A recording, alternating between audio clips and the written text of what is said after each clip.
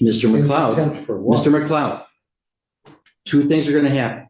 You're going to answer my question, or you're going to jail for summary contempt for not complying with the court's request.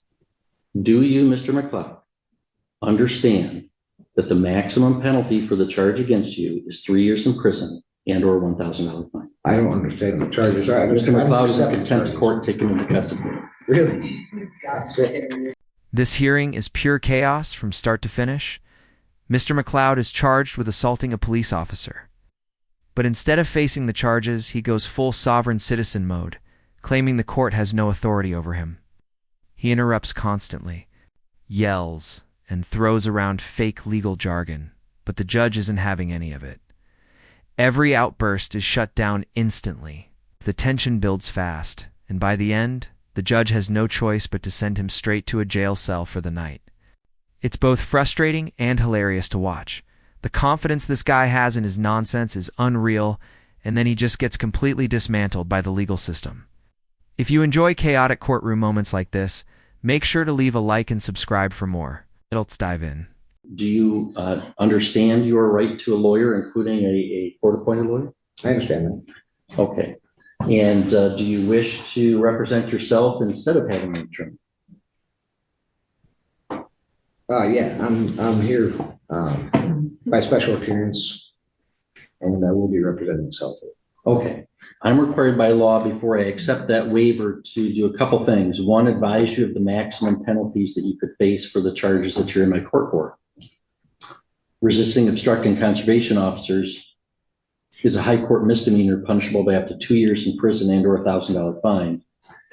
There's a habitual offender second notice that's been filed by the prosecutor, which would make that a felony punishable by up to 3 years and or $1,000 fine. And marine safety operating while intoxicated is a misdemeanor punishable by up to 93 days and or a $100 to $500 fine.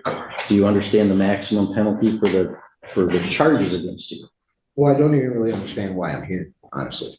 Pay attention to how calm this judge is throughout the hearing. It's honestly impressive. Despite all of Mr. McLeod's constant interruptions, fake legal jargon, and complete refusal to acknowledge basic legal concepts, the judge still tries.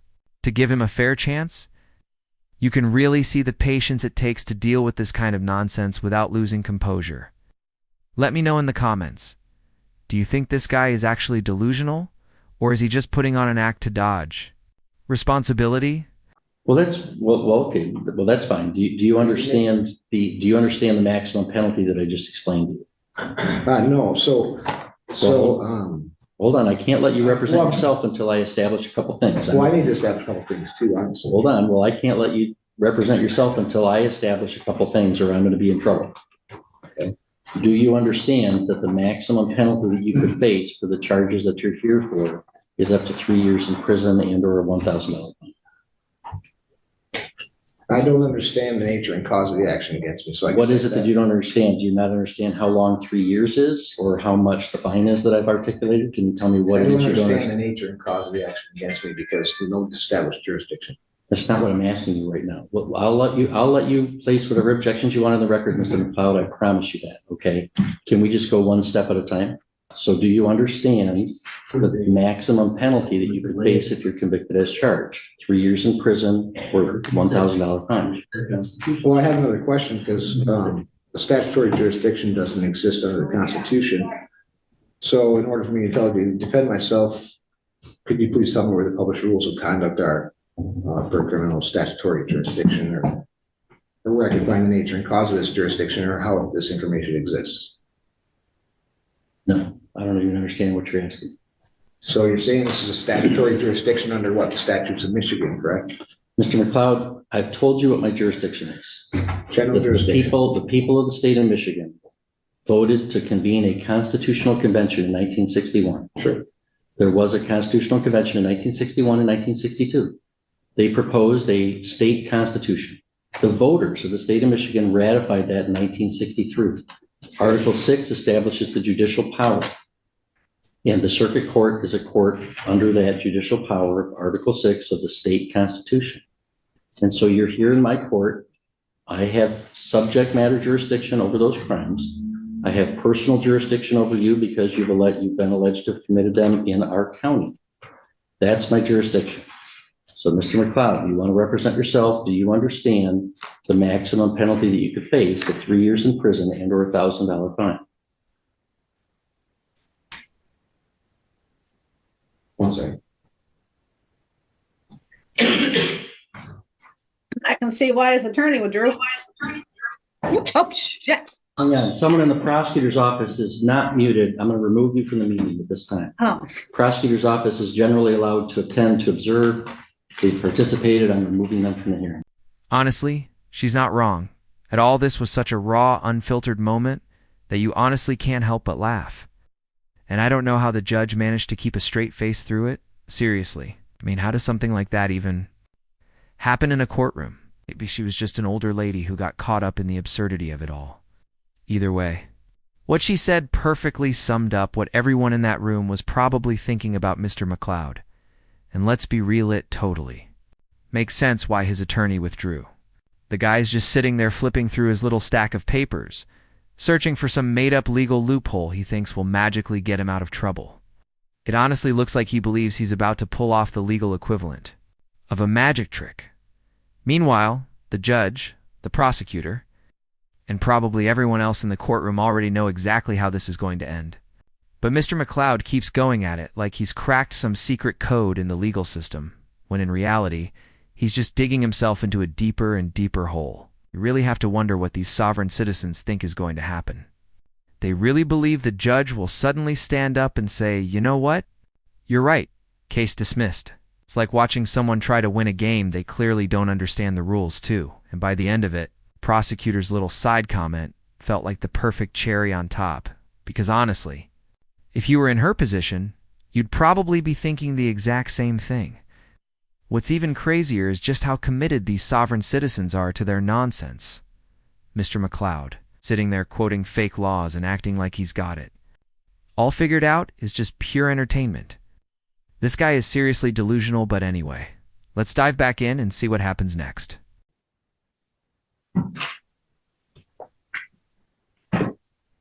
Mr. McLeod, do you understand the maximum penalty that you could face? 1 second.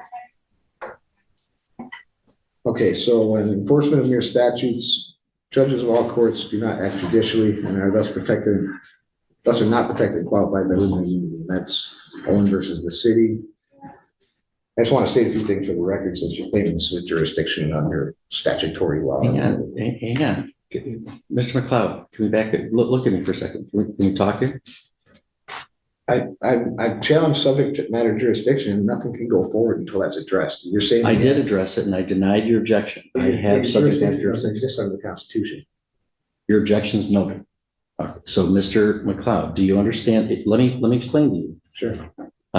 Sometimes, as I said, people might want to represent themselves, but let's say they have limited intellectual capacity and they don't understand what's going on. You can really tell the judge is just done with this guy's nonsense at this point. It's not even savage anymore. It's just straight up facts. You've got Mr. McLeod fumbling through a stack of random papers, quoting made-up laws like he's cracked the secret legal code, and meanwhile the judge is calmly, professionally dismantling every single point without even flinching. It's honestly kind of impressive. The way he maintains complete control and shuts it all down with pure logic and authority just reminds you why judges are the ultimate force in the courtroom. No yelling, no drama, just facts, composure, and total command of the law. I have to establish that they know what's going on before I can allow them to represent themselves. I'm required to establish, do you comprehend, do you know the maximum penalty that you could face if you're convicted as a result of this charge?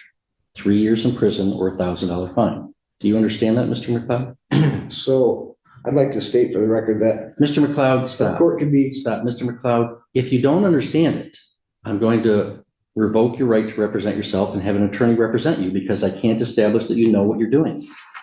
So do you know the maximum penalty that you would face?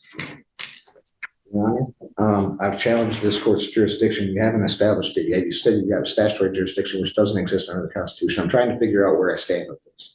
So I can't answer any of your questions until you answer some of mine. That's not how it works. Are you refusing to answer my question? No, I'm Then answer it. Do you understand the maximum penalty that you face for this charge? So judges who become involved in enforcement of Mr. your McLeod, statutes. I have other man, Clerk Mr. is somebody McLeod, involved in the agency. What's that? you know, I understand you want to object to things and you're going to be allowed to object to things. Okay. Sure. But we have to do things one step at a time. And I do have other cases today. I'm not going to entertain this for like a whole hour. I've got other cases going on. If you want to dig in your heels and just make this real complicated or real difficult, we could do that. And I can hold you in contempt and you'll go back to a jail cell for a while. No, Your and then we'll Honor, deal with I it. don't wish to be held in contempt. I just wish to exercise my Sixth Amendment right. That's fine. And So I before I cite- can let you under, I can before I cite can, laws, I can cite laws that will show you that the exercise of a right can be converted into a crime. I'm trying to understand the nature and cause of the action against me. You're not clarifying it enough to where I can comprehend it, as you say. you don't comprehend the maximum penalty that you would face. I'm not answering any of those questions until you establish that this is a court of the Constitution, has jurisdiction under these jurisdictions. I established it. I told you. You might think I'm wrong and you can appeal There's it. no to the such Michigan thing as Court a of Appeals. statutory jurisdiction. Mr. McLeod, let me make this simple for you. Do you ever watch, let me make this simple for you. Sure. I'm going to ask you this question one more time. One more time. Okay. Two things are going to happen. You are either going to answer my question or I'm going to hold you summarily in contempt. And the court officer will bring you to a jail cell and we'll talk about it tomorrow. You understand that? So. Mr. in McLeod, contempt for what? Mr. McLeod, two things are going to happen. You're going to answer my question or you're going to jail for summary contempt for not complying with the court's request. Do you, Mr. McLeod, understand that the maximum penalty for the charge against you is 3 years in prison and or $1,000 fine? I don't understand the charges. All right, Mr. McLeod is in accept the contempt charges. of court taken into custody. Really? That's it. Protecting my rights is what I'm sorry. Fucking joke. This isn't true. You guys are Follow following. unconstitutional You're following orders. unlawful orders. It's not Not a constitutional good at all. thing. Mr. McLeod's in contempt. He's sentenced to 1 day.